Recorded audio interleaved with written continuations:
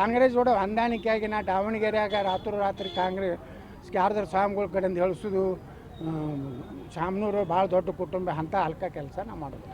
ಯತ್ನಾಳ್ ಈಗ ಪ್ರಚಾರಕ್ಕೆ ಹೋಗ್ತಾರೆ ಬಾಗಲಕೋಟೆಗೆ ಅಂದ ತಕ್ಷಣ ಕಾಂಗ್ರೆಸ್ ಅವ್ರಿಗೆ ಯಾಕೆ ಶುರುವಾಗಿದೆ ಅಂತ ಆತಂಕ ಶುರುವಾಗಿದೆ ಅಥವಾ ಏನು? ಹಿಂದೂಗಳು ಒಗ್ಗಟ್ಟು ಆಗ್ತಾರೆ.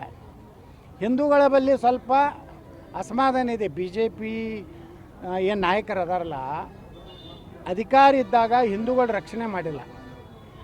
ಅಲ್ಲಿ ಕೆ ಜಿ ಹಳ್ಳಿ ಡಿ ಜಿ ಹಳ್ಳಿ ಒಳಗೆ ಪೊಲೀಸ್ರ ಮ್ಯಾಗ ಇದು ಆದಾಗ ಅವಾಗ ಎನ್ಕೌಂಟ್ರ್ ಮಾಡಿದ್ರೆ, ಹುಬ್ಳಿ ಪೊಲೀಸ್ ಸ್ಟೇಷನ್ ಮ್ಯಾಗ ಆಕ್ರಮಣ ಮಾಡಿದಾಗ ಹಿಂದೂ ಕಾರ್ಯಕರ್ತರ ರಕ್ಷಣೆ ಮಾಡೋದು ಬಿ ಜೆ ಪಿಯವ್ರು ಮಾಡಲಾರ್ದಕ್ಕೆ. ಇನ್ನೂ ಹಿಂದೂ ಪರವಾಗಿ ಮಾತಾಡೋದಿಲ್ಲ. ಒಬ್ಬರೇ ಬಿ ಜೆ ಪಿ ಲೀಡರ್ ನಾನು ನಮ್ಮ ಸರ್ಕಾರ ಬಂದರೆ ಯೋಗಿ ಆದಿತ್ಯನಾಥರ ಮಾದರಿ ಸರ್ಕಾರ ಕರ್ನಾಟಕ ತರ್ತೀನಿ ಒಬ್ಬರೇ ಅಂದಾನೇನು ಕರ್ನಾಟಕದಾಗ. ನಾ ಹೇಳ್ತೀನಿ 2028 ಕೊಡ್ರಿ, ಯೋಗಿ ಮಾದರಿ ಆಡಳಿತ ಕರ್ನಾಟಕನ ನಾನು ತೊಗೊಂಡು ಬರ್ತೀನಿ. ಮೊದಲನೇ ಕ್ಯಾಬಿನೆಟ್ನಾಗ 4% ಮುಸ್ಲಿಂ ರಿಸರ್ವೇಷನ್ ತೆಗೆದು ಹೋಗಿತೀನಿ. ದಲಿತರಿಗೆ, ಹಿಂದುಳಿದವರಿಗೆ, ಉಳಿದ ಎಲ್ಲ ಲಿಂಗಾಯತ ಒಕ್ಕಲಿಗರು ಎಲ್ಲರಿಗೆ ಹಂಚಿ ಬ್ರಾಹ್ಮಣರ ಆದಿಯಾಗಿ ಎಲ್ಲ ಸಮುದಾಯಕ್ಕೂ ರಿಸರ್ವೇಷನ್. ಅಲ್ಪಸಂಖ್ಯಾತರು ಅಂದ್ರೇನು? 15% ಇದ್ದವರು ಅಲ್ಪಸಂಖ್ಯಾತರು, 1-2% ಇದ್ದವರು ಅಲ್ಪಸಂಖ್ಯಾತರು.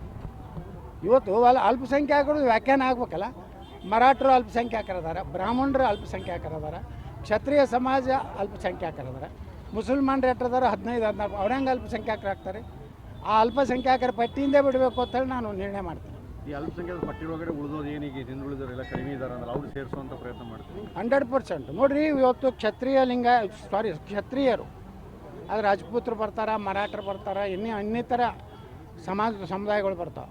ಅಲ್ಲಿ ಬ್ರಾಹ್ಮಣರು ಕರ್ನಾಟಕದಾಗ ಎಟ್ಟದಾರ? 2% ಅದಾರ. ಅವ್ರು ಅಲ್ಪಸಂಖ್ಯಾತರು. ಏನು 15% ಅಲ್ಪಸಂಖ್ಯಾತರು. ಸಿಖ್ರು, ಬೌದ್ಧರು, ಜೈನರು, ಕ್ರಿಶ್ಚಿಯನ್ರು ಅಂತೂ ಇದ್ದೇ ಅದಾರ, ಅವರು ಅಲ್ಪಸಂಖ್ಯಾತರು ಅದಾರ. ಈ ಎಲ್ಲ ಸಮುದಾಯ ಕೊಡ್ತೀನಿ. ಈ ಅಲ್ಪಸಂಖ್ಯಾತ ಪಟ್ಟಿಯಿಂದ ಮೊದಲು ತೆಗೆದು ಹೋಗಿತೀವಿ.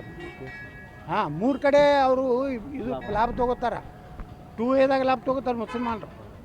3B ಅದೊಂದು ಬೇರೆ ಮೈನಾರಿಟಿ 3 ಕಡೆ ಹೊಡಿತಾರೆ. 3 ಕಡೆ ತೆಗೆದು ಧರ್ಮಾಧಾರಿತ ಮೀಸಲಾತಿ ಇಲ್ಲ ನಮ್ಮ ದೇಶನಾಗ. ಬಾಬಾ ಸಾಹೇಬ್ ಅಂಬೇಡ್ಕರ್ ಅವ್ರು ಹೇಳಿದ್ದೇನೆಂದ್ರೆ, ಯಾವ ಜಾತಿ ಆರ್ಥಿಕವಾಗಿ ಸಾಮಾಜಿಕವಾಗಿ ಹಿಂದುಳಿದದ ಅವ್ರಿಗೆ ಕೊಡಬೇಕಂತಿದೆ. ಬಾಬಾ ಸಾಹೇಬ್ ಅಂಬೇಡ್ಕರ್ ಸಂವಿಧಾನವನ್ನು ಸಂಪೂರ್ಣವಾಗಿ ಕರ್ನಾಟಕದ ಜಾರಿ ಮಾಡ್ತೀನಿ. ಎರಡೂ ಚುನಾವಣೆ ರಿಸಲ್ಟ್ ಏನಾಗ್ಬೋದು? ಏನು ಗುರುತಿಲ್ಲ ನನಗೆ. ನೋಡ್ರಿ, ನಾವು ಪ್ರಚಾರ ಮಾಡ್ತೀವಿ, ಜನರ ಕೈ ಬಿಟ್ಟಿದ್ದು. ನಾವೇ ಹಂಗೆ ಓವರ್ ಕಾನ್ಫಿಡೆಂಟ್ ಆಗಿ ನಾವು ಹೇಳೋದಿಲ್ಲ. ಜನರಿಗೆ ಹೋಗಿ ಕೈ ಮುಗಿದು ಕೇಳ್ಕೊತೀವಿ, ನೋಡ್ರಪ್ಪ ಹಿಂಗೆ ಮಾಡಿದೆ ಅಂದ್ರೆ ಕರ್ನಾಟಕ ಜಲ್ದಿ ಪಾಕಿಸ್ತಾನ ಆಗ್ತಾಯಿತ್ತು. ಪಾಕಿಸ್ತಾನ ಆಗಬೇಕು, ಭಾರತ ಉಳಿಬೇಕು, ಕರ್ನಾಟಕ ಉಳಿಬೇಕಂದ್ರೆ ನಮಗೆ ಹಾಕ್ರಿ. ನಿಮ್ಮ ಪಾಕಿಸ್ತಾನ ಆಗಬೇಕಾಗಿದ್ದು ಟಿಪ್ಪು ಸುಲ್ತಾನ್ಗೆ ಹಾಕ್ರಿ.